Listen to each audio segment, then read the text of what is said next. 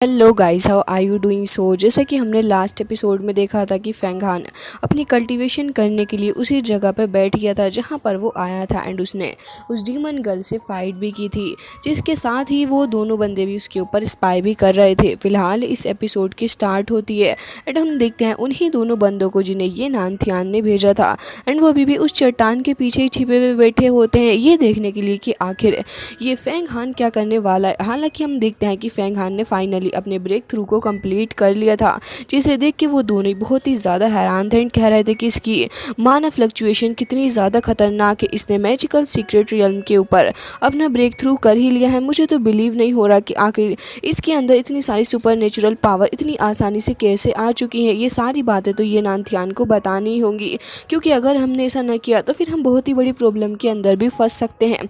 And ये कहते ही वो तुरंत ही वहाँ से भागने लग जाता है, क्योंकि अब उसे फेंग हान से काफ़ी ज़्यादा डर लग रहा था। लेकिन उसके साथ वाला मोटू कह रहा था कि देखो, मैजिकल सीक्रेट रियल्म के अंदर एंटर करने के बाद वो ये सब कुछ बहुत ही आसानी से देख सकता है कि उसके आसपास कौन मौजूद है एंड उसके लिए ये ज़्यादा मुश्किल नहीं होगा कि वो पता लगा पाए कि आखिर हम लोग यहाँ पे छिपे बैठे हैं। तो अच्छा ही होगा कि चुपचाप से तुम यहीं पे छिप जाओ ताकि उसे ज़्यादा कुछ पता ना चले एंड चुपचाप से तुम ज़्यादा मूवमेंट भी नहीं करना। जिसके साथ ही वो उसके फेस के ऊपर उसका हाथ रख देता है एंड कह रहा था कि अब बिल्कुल भी नॉइस नहीं करना है, क्योंकि उसे आराम से पता चल जाएगा कि हम लोग यहाँ पे मौजूद हैं एंड उसके ऊपर स्पाई कर रहे हैं। जिसके साथ ही यहाँ पे हम देखते हैं कि वो पतलू भी तुरंत ही अपने फेस के ऊपर अपना हाथ रख लेता है ताकि वो कोई भी नॉइसेस ना निकाल सके। जिसके बाद वो एक बार फिर से स्पाई करने लग गए थे, लेकिन फेंग हान को तुरंत ही फील हो जाता है कि यहाँ पे कोई तो मौजूद है एंड अपनी सुपर नेचुरल पावर का इस्तेमाल करके उसने देख भी लिया होता है। हालांकि वो मोटू तो अभी भी फ़िलहाल वहीं पर मौजूद होता है, लेकिन वो बंदा काफ़ी ज़्यादा डर गया था, जिसकी वजह से वो तुरंत ही वहाँ से भागने लग जाता है। हालांकि हम देखते हैं मोटू जो कि घबराया हुआ था, लेकिन इतनी ही देर में हम देखते हैं कि वहाँ फेंग हान आ जाता है, जो कि तुरंत ही उसको पकड़ लेता है, जिसकी वजह से वो बंदा काफ़ी ज़्यादा डर गया था। उसे नहीं पता था कि सुपर नेचुरल पावर एक्टिवेट होने के बाद से फेंग हान इतना ज़्यादा स्ट्रॉन्ग हो जाएगा। जिसके साथ ही फेंग हान को दिखते हैं जो कि उसे टेढ़ी नज़रें करके देख रहा होता है। हालांकि यहाँ पे वो बंदा इतना ज़्यादा घबरा चुका था कि कह रहा होता है कि ब्रदर, आप गलत समझ रहे हैं। एंड उसके बाद उस मोटू को भी देखते हैं, जिसे अभी तक ये रियलाइज़ ही नहीं हुआ था कि उसके पीछे कोई तो मौजूद है। अब ये सब कुछ देख के वो भी काफ़ी ज़्यादा हैरान हो गया था। हालांकि यहाँ पे हम देखते हैं उस बंदे को जो कि फ़िलहाल अभी कह रहा होता है कि ब्रदर, अपना हाथ ज़रा पीछे हटाइए एंड उसी के साथ वो उसका हाथ भी पीछे हटाते हुए तुरंत ही अपने आप को उससे दूर करता है एंड कह रहा होता है कि ब्रदर, मुझे लगता है कि ये बस एक कोइंसिडेंस है, क्योंकि हम लोग तो इस जगह पे अपनी कल्टीवेशन प्रैक्टिस के लिए आए हुए थे, लेकिन मुझे लग रहा है कि शायद से कोई मिसअंडरस्टैंडिंग आपके और हमारे दरमियान हो चुकी है। जिसके साथ ही वो ये भी कह रहा था कि सीनियर ब्रदर, मुझे उम्मीद है कि आप मेरी बातों को समझेंगे। यहाँ पे वो मोटू बंदा भी आ जाता है, जो कि कह रहा होता है कि हाँ, तुमने बिल्कुल सही कहा, लेकिन वाकई में वो माना फ्लक्चुएशन इतनी ज़्यादा थी कि मानना पड़ेगा कि ब्रदर, आपने तो अपने सुपर नेचुरल रियल्म के ऊपर ब्रेक थ्रू कर लिया है एंड हम उसी माना फ्लक्चुएशन को देखते हुए ही यहाँ पे आए थे। आप शायद हमें गलत समझ रहे हैं। जिसके साथ ही वो दोनों भी यहाँ पे ग्रीट करने लग गए थे एंड कह रहे होते हैं कि ब्रदर, प्लीज़ हमें यहाँ से जाने दीजिए। लेकिन फेंग हान को देखते हैं, जो कि तुरंत ही अपनी पावर का इस्तेमाल करते हुए उन दोनों के ही सर को एक दूसरे से टकरा देता है, जिसके साथ ही वो दोनों बेहोश भी हो जाते हैं। लेकिन तभी हम देखते हैं कि यहाँ पे फेंग हान तुरंत ही उसे उठा के दूसरी जगह पे लेके आ जाता है, जहाँ पे लाने के बाद वो उन्हें एक जगह पर बैठा भी देता है। यही सोच रहा था कि आखिर ये दोनों बंदों को भेजा किसने होगा। लेकिन तभी हम देखते हैं कि बेबी भी वहाँ पे आ जाता है, कह रहा था कि ये दोनों कितने ज़्यादा अजीब हैं, एक कुछ ज़्यादा ही फेट है, दूसरा कुछ ज़्यादा ही थिन, काफ़ी फ़नी लग रहे हैं दोनों देखने में। जिसके साथ ही फेंग हान को देखता है, जो कि तुरंत ही उस बेबी के ब्रेसलेट को निकाल लेता है, कह रहा था कि बेबी ने बोला, तुम्हारा बहुत बहुत शुक्रिया मुझे अपना मैजिक वेपन देने के लिए। मैं सच में काफ़ी ज़्यादा ग्रेटफुल फील कर रहा हूँ कि तुमने मुझे इस वेपन को दे दिया मेरे इस्तेमाल करने के लिए। तुम एक बहुत ही ज़्यादा अच्छे बच्चे हो। जिसके साथ ही इस बेबी नेब्यूला को भी देखते हैं, जो कि मटकते मटकते आगे आ रहा होता है, कह रहा था कि ब्रदर, आप वाकई में काफ़ी ज़्यादा अच्छे इंसान हैं। लेकिन सच बताऊँ तो अगर मुझे अपनी मदर का डर ना होता या फिर वो मेरे ऊपर शाउट ना करती तो मैं सच में तुम्हें ये दे देता। मुझे सच में इस ब्रेसलेट से इतना ज़्यादा लगाव नहीं है। लेकिन तभी हम देखते हैं कि यहाँ पे वो ब्रेसलेट वो अपनी नेक के अंदर पहनने वाला था, बट वो ब्रेसलेट तो उसके अकॉर्डिंग बिहेव ही नहीं कर रही होती है, जिसकी वजह से यहाँ पे बेबी नेब्यूला समझ चुका होता है कि उसकी मदर अब सोल्यूशन से बाहर निकल के आ चुकी है। एंड यहाँ पे वो अब काफ़ी ज़्यादा घबरा चुका होता है। हालांकि वो तुरंत ही वहाँ से डर के भाग रहा होता है कि कहीं उसकी मदर को पता न चल जाए कि आखिर बेबी नेब्यूला क्या करता फिर रहा है उनके पीछे में। लेकिन हम देखते हैं कि यहाँ पे उसकी मदर तुरंत ही अपनी पावर का इस्तेमाल करते हुए उसको उठा लेती है। कह रही थी कि स्टार लॉर्ड, मुझे तुमसे ये उम्मीद नहीं थी कि तुम एक बार फिर से ऐसा करोगे। हालांकि तुमने तो कहा था कि तुम अब अपनी रिस्पॉन्सिबिलिटीज़ को समझने लगी हो, लेकिन तुमने एक बार फिर से वही कर दिया जिसका मुझे डर था। तुम चिपके से घर से बाहर निकल के कैसे आ गए? हालांकि मुझे लगता नहीं था कि तुम मेरी बातों को इस तरीके से नज़रअंदाज करोगे। लेकिन यहाँ पे नेब्यूला कह रहा होता है कि प्लीज़ मुझे माफ़ कर दीजिए, लेकिन मैं भी क्या करूँ जब आप लोगों ने मेरे ऊपर इतनी बड़ी रिस्पॉन्सिबिलिटी डाल दी है। एंड वैसे भी मैंने सुना है कि वो बाई हाईचुआन उसे सरेंडर कर दिया है। एंड अब मुझे लगता है कि मुझे डरने की कोई भी ज़रूरत नहीं है और ना ही मुझे काम करने की ज़रूरत है, क्योंकि उस हुआंग लियांतू एंड साथ साथ इमोर्टल डीमन वो भी बाकी दोनों की तरह ही उन लोगों के ऊपर नज़रें बनाए हुए हैं। जिसके साथ ही हम देखते हैं कि वो सारी की सारी बातें बनाते हुए तुरंत ही फेंगहान के पीछे छिप जाता है। कह रहा था कि मदर, मुझे लगता है कि अब हमें इन सारे मैटर्स को भूल जाना चाहिए, क्योंकि जो असल चीज़ थी जिससे आप सभी को लेना देना था वो काम तो हो चुका है। तो प्लीज़ अब मेरे ऊपर गुस्सा ना करिए। हालांकि मेरे साथ में जो ब्रदर खड़े हैं, क्या आप इन्हें इग्नोर कर रही हैं? क्योंकि जब मैं डेंजर में था तो इस ब्रदर ने ही मेरी काफ़ी ज़्यादा हेल्प की थी। एंड आप तो आजकल कुछ ज़्यादा ही बिजी हो चुकी हैं मदर, मुझे नहीं लगता अच्छा इन सारी चीज़ों की वजह से। जिसके साथ ही वो अपनी मदर को मनाने की भी कोशिश कर रहा था। एंड कह रहा होता है कि उम्मीद है कि अब आप मुझे सेफली घर लेके भी जाएंगी। जिसके साथ ही वो कह रही थी कि बेबी, मुझे पता है कि आपकी सारी की सारी हरकतें बहुत ही ज़्यादा अजीब हैं, लेकिन मैं कर भी क्या सकती हूँ। आपको अपनी जिम्मेदारियों को ढंग से निभाना चाहिए था, बट आपने ऐसा कुछ भी नहीं किया। हालांकि रही बात क्यांतु एंड हुआंग की, तो फिर उनके बारे में तुम भूल ही जाओ। जिसके साथ ही वो कह रहा था कि मुझे पता है मदर कि मैंने काफ़ी बड़ी गलती कर दी, बट उम्मीद है कि अब आप मुझे ज़्यादा शाउट नहीं करेंगी। हालांकि उसकी मदर कह रही होती है कि हाँ, मैं तुम्हारे ऊपर बिल्कुल भी शाउट नहीं करने वाली हूँ, लेकिन मुझे लगता है कि अब तुम्हें अपने माउंटेन के अंदर वापस से आ जाना चाहिए, क्योंकि बेटा काफ़ी वक्त हो चुका है तुम्हें घर से भागे हुए। एंड मुझे लगता है कि अब तुम थक भी चुके होगे। तभी बेबी नेब्यूला कह रहा होता है कि हाँ हाँ, ये बात तो आपने बिल्कुल सही कही। जिसके बाद वो फ्लाई करने लग जाता है, वहाँ पे लहरा भी रहा होता है अपनी छोटी सी बॉडी के साथ में। फेंगहान तो सारी बातें सुन रहा होता है उसकी मदर की एंड बेबी नेब्यूला की। जिसके साथ ही यहाँ पे उसकी मदर कह रही थी कि ये जो डिसाइबल तुम्हारे पास में खड़ा है वाकई में एक गुड हार्टेड बंदा है। तभी नेब्यूला कहता है कि ऑफकोर्स मदर, अगर ये एक अच्छे इंसान ना होते तो फिर मेरी जान बचाते ही कि उन्होंने वाकई में काफ़ी मेरी हेल्प की है। जिसके साथ ही उसकी मदर कह रही थी कि हाँ, तुमने इस बारे में बिल्कुल सही कहा एंड अब हम लोग इतने ज़्यादा केयरलेस भी नहीं हो सकते। वो यहाँ पे बता रही होती है फेंगहान को कि स्टार द जाइंट मैजिक पिल जो कि उन्होंने कुछ ही दिनों पहले रिफाइन की है वो उसको देने वाली है। एंड हम देखते हैं कि तुरंत ही एक टेलीपोर्टेशन एरे के थ्रू वो वहाँ पे निकल के आ जाती है। वो उस पिल को देते हुए कहती है कि ये तुम्हारे इसी सीक्रेट रियल्म की पावर को स्टेबलाइज करने में काफ़ी ज़्यादा हेल्प करेगी। एंड मुझे लगता है कि अगर तुम्हारी हेवन एंड अर्थ को लेकर अंडरस्टैंडिंग बेटर या फिर डीपर होगी तो फिर तुम काफ़ी अच्छे से इसका इस्तेमाल कर पाओगे एंड ये तुम्हारे लिए एक काफ़ी वैल्यूएबल चीज़ भी साबित होगी। फेंगहान को दिखता है जो कि तुरंत ही उस पिल को अपने पास में रख लेता है एंड कह रहा था कि आपका बहुत बहुत शुक्रिया। जिसके साथ ही यहाँ पे बेबी नेब्यूला कह रहा होता है कि ब्रदर यहाँ से भाग चलते हैं, मुझे आपके साथ खेलने में काफ़ी मज़ा आ रहा है। लेकिन तभी उसकी मदर कह रही थी कि नेब्यूला, क्या तुम किस बारे में बात कर रहे हो? मुझे लगता है कि तुम यहाँ से शायद भागने की प्लानिंग कर रहे हो। तो नेब्यूला को देखते हैं जो कि तुरंत ही अपने माउथ के ऊपर हाथ रख लेता है एंड कह रहा था कि नहीं नहीं मदर, ऐसा कुछ भी नहीं। जिसके साथ ही वो कह रहा होता है कि मदर आप गलत समझ रही हैं। लेकिन हम देखते हैं कि उस ब्रेसलेट के अंदर की तरफ वो तुरंत ही चला जाता है, वहाँ से गायब हो गया था। जिसके साथ ही उसकी मदर भी कह रही होती है कि तुम एक काफ़ी अच्छे इंसान हो एंड मैं तुम्हें बताना चाहूँगी इमॉर्टल कॉन्फ्रेंस के बारे में जो कि फ़िलहाल अभी 5 ईयर्स के टाइम के अंदर ही होने वाली है। उम्मीद है कि हम लोग वहाँ पर तुमसे एक बार ज़रूर से ही मिलेंगे।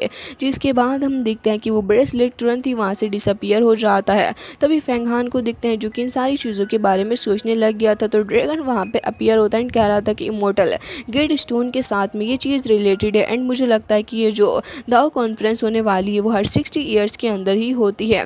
एंड अगर इसके अंदर अब इतना कम वक्त बचा है तो मुझे लगता है कि तुम्हें एक बार ज़रूर से इस बारे में सोचना चाहिए। हालांकि वो ये भी कह रहा होता है कि मुझे ज़ेन मास्टर एंड बाई हाई को जल्द से जल्द ढूंढना होगा, क्योंकि मुझे नहीं लगता कि हमें टाइम बर्बाद करना चाहिए बिल्कुल भी। एंड ये भी कह रहा होता है कि हमें अभी लोंगयुआन रिवर के ट्रेसेस को भी ढूंढना है, क्योंकि अगर हमसे पहले किसी ने ऐसा कर लिया तो फिर ये बहुत ही ज़्यादा गलत हो जाएगा हमारे साथ में। मुझे उम्मीद है कि इतने बड़े डेंजर के साथ में हम लोग फेस तो कर लेंगे, लेकिन उसके अलावा भी हमें काफ़ी कुछ करना है। हमें इमोर्टल टेरिटरी के अंदर भी तो जाना है। ये ड्रैगन भी अब उसकी बातों से एग्री कर रहा होता है। तभी हम देखते हैं कि फेंगहान तुरंत ही उस पिल को निकाल लेता है एंड कह रहा था कि उम्मीद है कि ये पिल भी अब मेरे काफ़ी ज़्यादा काम आएगी। जिसके बाद वो तुरंत ही उसे थ्रो कर देता है ड्रैगन की तरफ को एंड कह रहा था कि देखो ज़रा इसका इस्तेमाल सही ढंग से कैसे किया जा सकता है। ड्रैगन तुरंत ही उसको ग्रैब कर लेता है एंड कह रहा था कि मुझे लगता है कि तुम्हें अपनी इमोर्टैलिटी के ऊपर ही ज़्यादा फोकस करना चाहिए। इसके साथ ही वो ये भी कह रहा होता है कि चलो पहले इन दोनों बंदों से डील कर लेते हैं, क्योंकि इनके बारे में भी तो हमें ज़्यादा कुछ नहीं पता है कि आखिर ये कहाँ से आए हैं। जिसके साथ ही हम देखते हैं कि फेंगहान भी गुस्से से उनको देखने लग गया था। वो तुरंत ही अपने पेड़ को ज़मीन पे पटक देता है, जिसकी वजह से हम देखते हैं कि वो दोनों ही बंदे वहाँ पे धीरे धीरे करके होश में आ रहे थे। हालांकि फेंगहान तुरंत ही अपनी पावर का इस्तेमाल करते हुए उन दोनों को ही ज़मीन पे पटक देता है। जिसके बाद हम देखते हैं कि ड्रैगन तो तुरंत ही जाके एक पहाड़ी के ऊपर बैठ गया था। हालांकि फेंगहान अभी भी वहीं पे मौजूद होता है, देख रहा होता है दोनों ही बंदों को। वो दोनों खुद को संभालने की पूरी कोशिश कर रहे होते हैं। यहाँ पे वो बंदा कह रहा होता है कि मुझे लगता है कि हमें फेंगहान ब्रदर को सच सच बता देना चाहिए। एंड वो अभी भी यही कह रहा होता है कि ब्रदर हम लोग यहाँ पे सिर्फ अंडरग्राउंड प्रैक्टिस करने के लिए आए थे, लेकिन आप हमारी बात मानने को तैयार ही नहीं है।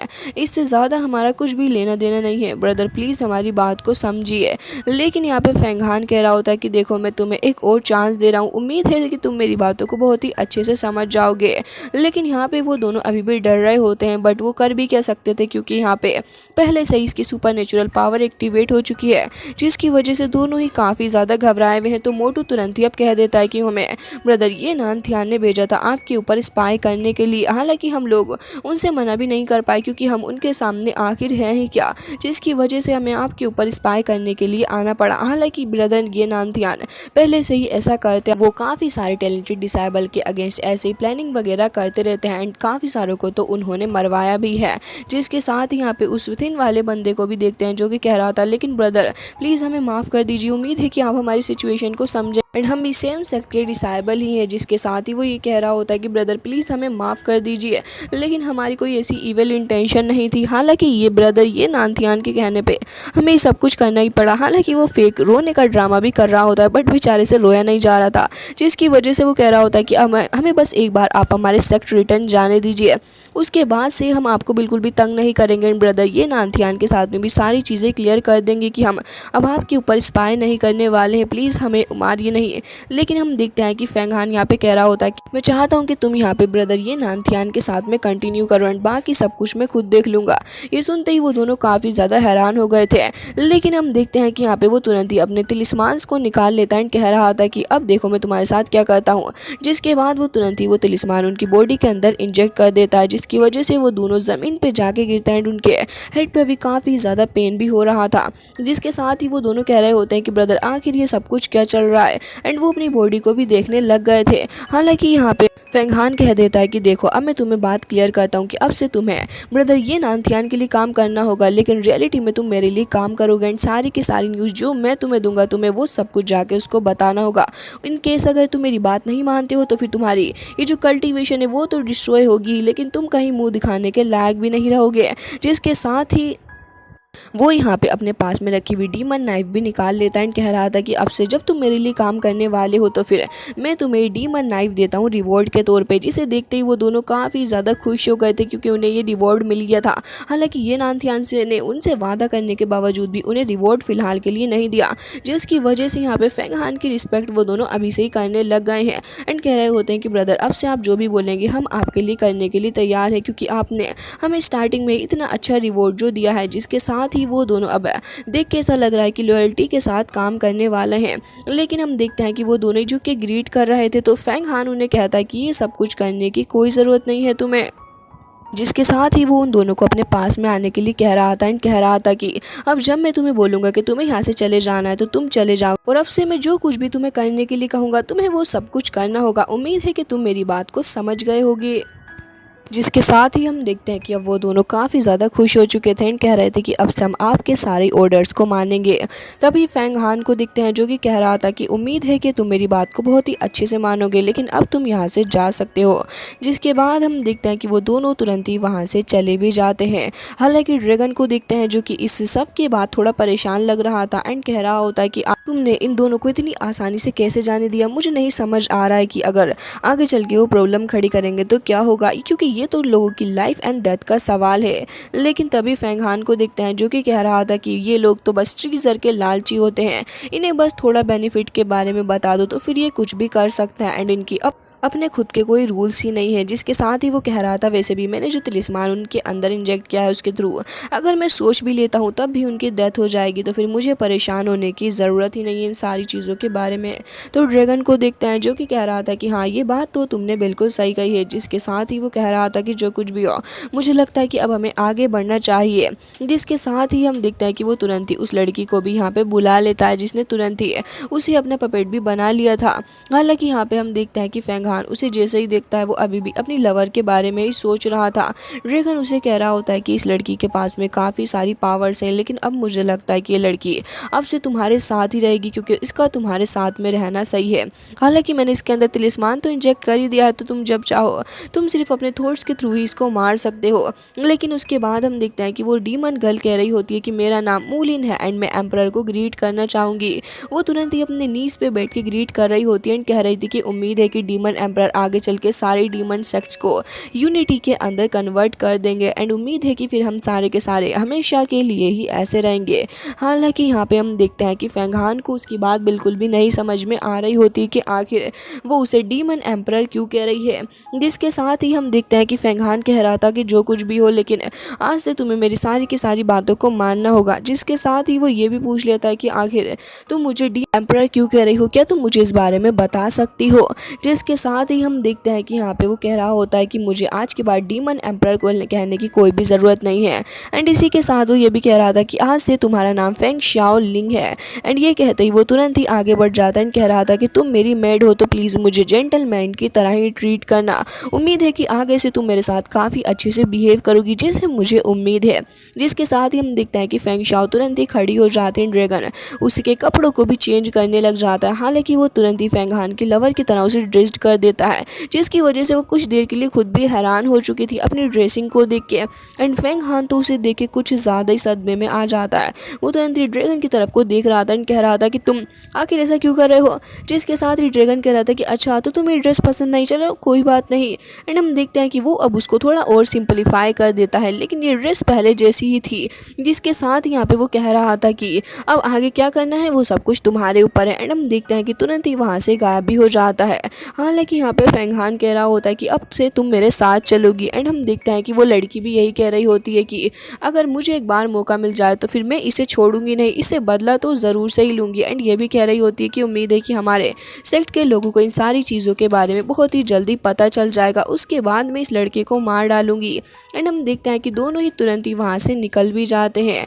हालांकि उसके बाद हमें अगले दिन का सीन दिखाया जाता है जहाँ पे ही दोनों सिटी के अंदर आ चुके थे एंड रेस्टोरेंट के अंदर बैठे हुए होते हैं। तभी वहाँ पे एक बंदा भी दिखाया जाता है जो कि बैठा हुआ ड्रिंक कर रहा था। हालांकि वेटर यहाँ पे इन दोनों को ही सर्व कर रहा होता है एंड कह रहा था कि तुम दोनों को देख के लग नहीं रहा कि तुम दोनों ही लोकल हो। जिसके बाद यहाँ पे हम देखते हैं कि फेंग शाओ कह रही होती है कि हाँ तुमने बिल्कुल सही काम, दोनों ही लोंग युआन पोवियन से बिलोंग करते हैं जो कि हुआ तियानबो में है। जिसके साथ ही कहते हुए वो तुरंत ही एक बार फिर से ड्रिंक करने लग जाते हैं। यहाँ पे वो कह रहा होता है कि गेस्ट क्या मैं आपके लिए कुछ और भी लेकर आ सकता हूँ। एंड इसी के साथ वो ये भी बता रहा होता है कि क्या आपको पता है कि लोंगहुआन फैंग फैमिली के अंदर एक इमोर्टल आया है जिससे मैंने भी मुलाकात की थी। वो एक काफ़ी ज़्यादा पावरफुल इमोर्टल है। लेकिन फैंग शाओ को देखते हैं जिसे कि इन सारी बातों से कोई भी फ़र्क नहीं पड़ रहा होता। एंड कह रही होती है कि हमें उससे क्या ही लेना देना। जिसके बाद यहाँ पे कह रहा होता है कि अच्छा तो तुम ऐसे कुछ भी नहीं कह सकती हो, तुम्हें पता भी है कि इमोर्टल कितना ज़्यादा पावरफुल होता है, तुम तुमने तो बस ऐसे ही कह दिया है कि हमें उससे क्या लेना देना, तुम इस बारे में कुछ भी नहीं जानती हो। एक बहुत ही बड़े डिजास्टर से हम लोग डील करने वाले थे, लेकिन यहाँ पे फैंग मेंशन के लोगों ने आके हमें बचा लिया। हालांकि जो इमोर्टल यहाँ पे आया था उसे फैंग पवेलियन की जो मास्टर है वो हमेशा से ही उसे अपने पास में रखती है एंड वो काफ़ी ज़्यादा अकड़ू भी है, लेकिन जो कुछ भी हो इन दी एंड यहाँ पे वो काफ़ी ज़्यादा स्ट्रॉन्ग है। हालांकि हम देखते हैं कि फेंग शाओ अपने हाथ में मौजूद फायर से खेल रही होती है, तो फेंग हान तुरंत ही उसकी तरफ को गुस्से से देखने लग जाता है, जिसकी वजह से वो तुरंत ही उस फायर को डिसअपियर करती है।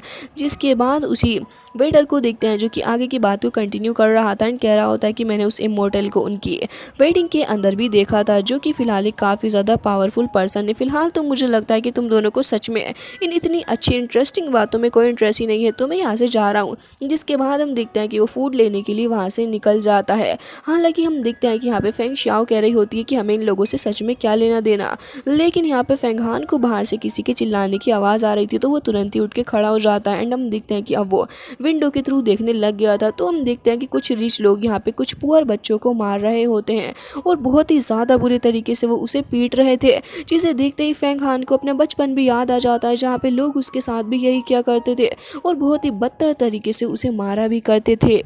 ये सब कुछ एक बार फिर से देखने की वजह से फेंग हान को काफ़ी ज़्यादा बुरा लग रहा होता है एंड वो कह रहा था कि कितना ज़्यादा गलत हो रहा है इसके साथ में, कि सच में इसकी डेस्टिनी के अंदर यही सब कुछ लिखा हुआ है, क्यों हम लोगों के साथ में इतना ज़्यादा बुरा होता है। लेकिन इसके साथ वो ये भी कह रहा होता है कि लेकिन हम लोग अपनी जर्नी को बदल सकते हैं अपनी स्पिरिचुअल कल्टीवेशन को काफ़ी अच्छे से करके। हालांकि रास्ते में काफ़ी ज़्यादा दिक्कतें भी आती हैं, लेकिन तभी हम देखते हैं कि यहाँ पे फेंग शाओ कह रही होती है कि तुम्हें इन सबसे क्या ही लेना देना, तुम तो एक इमोर्टल हो ना, तो चलो फिर मेरे साथ बैठ के मीट वगैरह खाओ एंड इन सारी लोगों के ऊपर जो कुछ भी हो रहा है इन सारी चीज़ों को इग्नोर करो, क्योंकि ये मॉडल इनके फेट के अंदर यही सब कुछ लिखा हुआ होता है। लेकिन यहाँ पे फेंग हान कहता है कि मैं भी एक ऐसा ही इमोर्टल हुआ करता था एंड ऐसा लग रहा है कि तुम मेरा मजाक बनाने की कोशिश कर रही हो। जिसके साथ वो ये भी कहता है कि मैं इस एडवेंचर के ऊपर रिलाई करने लगा एंड आज देखो मैं कहाँ पे पहुँच चुका हूँ। हालांकि यहाँ पे फेंग शाओ को उसकी बातों के अंदर अब थोड़ा बहुत इंटरेस्ट आ रहा होता है, लेकिन यहाँ पे फेंग हान अब अपनी बातों को पूरे तरीके से कंटिन्यू करता एंड कह रहा था कि मुझे भी ऐसे ही बुली किया जाता था एंड पहले कभी लाइफ का भरोसा ही नहीं था, क्योंकि कोई भी आगे कभी भी हमारी जान ले सकता था। लेकिन एक बार मैंने वो किया जो कि मुझे शायद नहीं करना चाहिए था एंड जब से ही मैंने अपनी हार्डशिप को अपना लिया तब से मैंने इन चीज़ों को एडवेंचरस तरीके से लेना स्टार्ट कर दिया। जिसके बाद वो तुरंत ही आके अपनी सीट के ऊपर बैठ जाता एंड कह रहा था कि आज अगर मैं तुम्हारे सामने बैठा हूँ तो इस एडवेंचर की वजह से ही बैठा हूँ एंड इसी की वजह से मुझे काफ़ी कुछ हासिल भी हुआ है। जिसके बाद हम देखते हैं कि ग्लास में वाइन लेके वो तुरंत ही उसे देखने लग जाता और काफ़ी गहरी सोच में भी था। जिसके साथ ही वो कह रहा था कि डेस्टिनी मुझे अपनी डेस्टिनी को चेंज करता है, क्योंकि ये जो डेस्टिनी है ये बहुत ही ज़्यादा खतरनाक चीज़ होती है, क्योंकि इसी की वजह से ही तो सब कुछ होता है। एंड इसी के साथ वो ये भी कह रहा था कि मुझे अपने फेट पे भरोसा था, लेकिन मुझे ये भी पता था कि मैं इसे ज़रूर से ही बदल लूँगा। जिसके बाद वो कह रहा होता है कि मैं इस वर्ल्ड को 369 लेवल तक पूरे तरीके से चेंज करना चाहता हूँ। मैं फ़ाइट करूँगा, स्काई तक फ़ाइट करूँगा एंड मैं दिखाऊँगा कि आखिर ये रीइंकार्नेशन की पावर होती क्या है। जिसके साथ ही वो ये कह रहा होता है कि मैं एक ऐसा वर्ल्ड भी बनाना चाहता हूँ जहाँ पे सारा कुछ ही बराबर हो, सारे ही मोर्टल्स एंड इमोर्टल्स सारे के सारे सब के सब इक्वल होंगे एंड सारे के सारे गॉड एंड ड्रैगन की तरह पावरफुल होंगे। हालांकि तभी हम उस शख्स को देखते हैं जो कि फ़िलहाल उसी अपनी सीट पे बैठा हुआ था एंड अब वो फेंग हान की बातों को सुनने के बाद उसे काफ़ी ज़्यादा सीरियसली लेने लग जाता है। तभी यहाँ पे फेंग शाओ भी नोटिस कर रही थी फेंग हान की बातों को एंड ड्रैगन को भी उसकी सारी ही बातें सुनने के बाद काफ़ी अच्छा फील हो रहा होता है। लेकिन हम देखते हैं कि फेंग शाओ की नज़र तुरंत ही पड़ जाती है उसी बंदे के ऊपर जो कि फ़िलहाल वहाँ पे बैठा हुआ था। लेकिन सडनली वो काफ़ी अजीब सा बिहेव करने लग जाता है एंड वो ऐसे बिहेव कर रहा था जैसे कि वो फेंग हान को देख ही नहीं रहा है। एंड उसके बाद वो ड्रिंक करके तुरंत ही वहाँ पे अमाउंट रख के चला जाता है अपनी ड्रिंक का। तभी वेटर तुरंत ही वहाँ पे आता है एंड कह रहा था कि सर प्लीज़ आराम से जाइएगा। जिसके साथ ही फेंग शाओ भी उसे कह रही होती है कि मुझे लगता है कि तुमने बिल्कुल सही कहा एंड इसी के साथ यहाँ पे फेंग हान भी उसे कह रहा होता है कि हाँ बिल्कुल मुझे लगता है कि अब हमें यहाँ से चलना चाहिए। एंड गाइज इसी के साथ आज का ये एपिसोड हो जाता है एंड आई रियली होप कि आपको ये पसंद आया होगा। मिलते हैं नेक्स्ट वीडियो में, तब तक के लिए bye bye, take care of your self.